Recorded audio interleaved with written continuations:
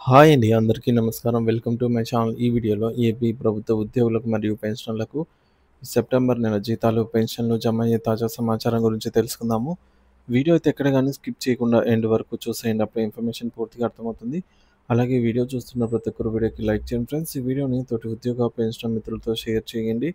కొత్తగా మన ఛానల్‌ని చూస్తున్న వారు ఇంకా ఎవరైనా సబ్స్క్రైబ్ చేసుకోనట్లయితే వెంటనే మన ఛానల్‌ని సబ్స్క్రైబ్ చేసుకోండి. దీని ద్వారా నేను చేసే లేటెస్ట్ వీడియోస్ అన్నీ మీ వరకు రీచ్ అవుతాయి. ఇక ఆలస్యం చేయకుండా వివరాల్లోకైతే వెళ్ళిపోదాము. ఫ్రెండ్స్ ఇక విషయానికొచ్చినట్లయితే ఆంధ్రప్రదేశ్ ఉద్యోగులు మరియు పెన్షన్ల జీతాలు, పెన్షన్ల చెల్లింపులలో ఒక జాప్యం అయితే జరిగింది. ఇక్కడ చూడొచ్చు ఫ్రెండ్స్ ఈ పోల్ అనేది కండక్ట్ చేయడం జరిగింది పెన్షన్‌కి సంబంధించి. సో, ఎంతమందికి పెన్షన్స్ జమ అయ్యాయి అనేది పోల్ కండక్ట్ చేయడం జరిగిందనమాట. ఆంధ్రప్రదేశ్ రాష్ట్రంలో ప్రభుత్వ ఉద్యోగులు, ఉపాధ్యాయులు మరియు పెన్షనర్ల వేతనాలు, పెన్షన్ల చెల్లింపులలో గత 2 రోజులుగా గణనీయమైన మార్పు చోటు చేసుకుంటున్నాయి.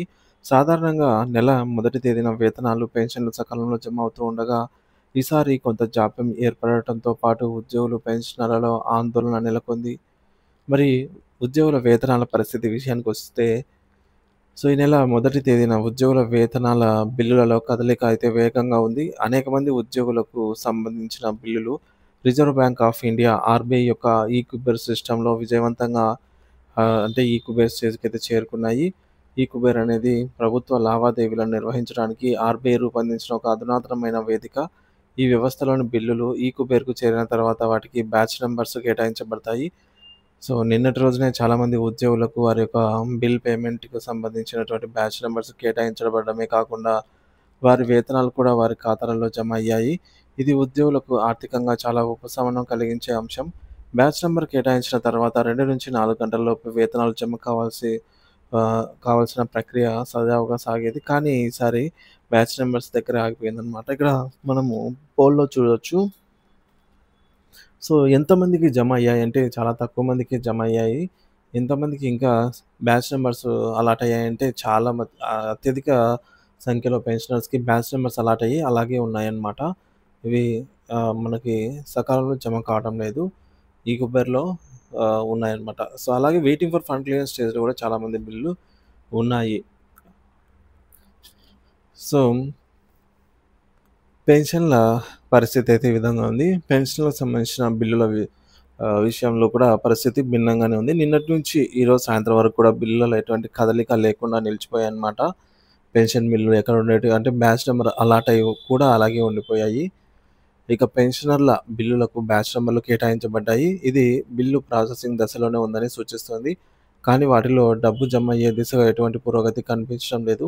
సాధారణంగా బ్యాచ్ నంబర్ కేటాయించిన తర్వాత 2-4 గంటలలోనే పెన్షన్‌లు జమ అవుతాయి. కానీ ఈ సందర్భంలో పెన్షనర్ల బిల్లులు ఇంకా నిరీక్షణ జాబితాలలోనే ఉన్నాయి. అంటే ఇంకా విడుదల కానట్టుగానే చూపిస్తున్నాయి. మరి ఈరోజు సాయంత్రం లోపల ఏమైనా పెన్షన్ బిల్లులు జమ అయ్యే అవకాశం ఏమైనా ఉందా అంటే సో, చాలా తక్కువగానే ఉంది ఫ్రెండ్స్.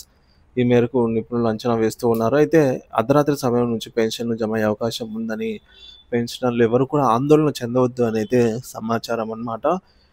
ఈసారి మొదటగా ఉద్యోగులకు వేతనాలు జమ చేయడం ప్రారంభించారు. సాధారణంగా పెన్షనర్లకు ముందుగా పెన్షన్‌లు జమ చేసేవారు. ఇది ఒక మార్పుగా కనిపిస్తుంది. పెన్షనర్ల ఆందోళన, పరిష్కార మార్గాలు. మరి జీతాలు, పెన్షన్‌లు లేట్‌గా జమ అయితే ఎవరికైనా ఆందోళన అయితే ఉంటుంది. అలాగే పెన్షనర్స్‌కి కూడా ఆందోళన అయితే ఉంది. దానికి తగ్గ పరిష్కారాలు కూడా ఏంటనేది చూద్దాము. పెన్షన్ల జాప్యంలో పెన్షనర్లలో కొంత ఆందోళన కలిగిస్తోంది. మరి దీనికి ముఖ్యమైన కారణం వారి బిల్ పేమెంట్ స్టేటస్ చెక్ చేసుకోవడానికి పెన్షనర్స్‌కి బిల్ నంబర్ గూడా వారి పే స్లిప్‌లో ఉండకపోవడమే ప్రధాన కారణం. దీనివల్ల వారు డబ్బులు ఎప్పుడు వస్తుందో తెలియని అనిశ్చితిలో అయితే ఉంటున్నారు. ఈ సమస్యను పరిష్కరించడానికి ప్రభుత్వము 2 ముఖ్యమైన చర్యలైతే తీసుకోవాలండి. ఏంటంటే ముఖ్యంగా బిల్ నంబర్ కేటాయింపు. ఉద్యోగులకి ఏదైతే వారి యొక్క పే స్లిప్‌లో బిల్ నంబర్ కేటాయింపు అయితే ఉంటుందో, పెన్షనర్స్‌కి కూడా వారి యొక్క బిల్ నంబర్‌ను పే స్లిప్ ద్వారా తెలియచేయడం ద్వారా వారి పేమెంట్ స్టేటస్‌ను ట్రాకింగ్ చేసుకోవడానికి సౌకర్యవంతంగా ఉంటుంది. సో, ప్రాధాన్యత మార్పు. మొదటగా పెన్షన్‌లు క్రెడిట్ చేసి, ఆ తర్వాత వేతనాలు జమ అయ్యేలాగా చూసుకుంటే పెన్షనర్లకు కొంత ఉపశమనం లభిస్తుంది అనైతే ఎప్పటినుంచో ఉన్న వాదన అనమాట. పెన్షనర్లు తమ నెలవారీ ఖర్చుల కోసం పెన్షన్ పైనే పడి ఉంటారు కాబట్టి, ఈ జాప్యం వారి దైనందిన జీవితంపై ప్రభావం చూపవచ్చు. ప్రభుత్వం మరియు సంబంధిత ఆర్థిక శాఖ అధికారులు ఈ విషయంపై దృష్టి సారించి పెన్షన్ల బిల్లులను త్వరగా క్లియర్ చేయడానికి చర్యలు తీసుకోవాలని అయితే ఆశిద్దాం. మరి జాప్యానికి గల కారణాలు ఏంటంటే, మరి నిన్నటి రోజున పెన్షన్లు నిన్నటి నుంచి ఇంకా జమ కాకపోవడానికి గల సరైన కారణం స్పష్టం కావాల్సి ఉంది. ఇది కేవలం సాంకేతికపరమైన జాప్యమా లేదా మరేదైనా కారణమా అనేది తెలియాల్సి ఉంది. ఆర్‌బీఐ నుండి నిధుల సమకూర్చడంలో జాప్యం జరిగిందా? లేదా సాంకేతిక కారణమా? మానవ తప్పిదమా? అనేది స్పష్టంగా తెలియదు గానీ, మనకు నిన్నటి నుంచి పెన్షన్స్ అయితే పెద్దగా జమ కావటం లేదు. ఇది మరొక పోల్ కండక్ట్ చేయడం జరిగిందండి. Pensions not salary. పెన్షన్ అండి, సాలరీ కాదు. పెన్షన్స్ ఏమైనా పడ్డాయా అంటే కేవలం ఇద్దరే రెస్పాండ్ అయ్యారు. చాలామంది అత్యధిక శాతం మంది గూడా పెన్షన్‌లు పడలేదని జెప్తున్నారనమాట. మరి మరి ఈ యొక్క జాప్యానికి గల కారణమైతే ఆర్‌బీఐ నుంచి నిధుల సమకూర్చడంలో జాప్యం జరిగిందా? లేదా సాంకేతిక కారణమా? అనేది తెలియాల్సి ఉంది.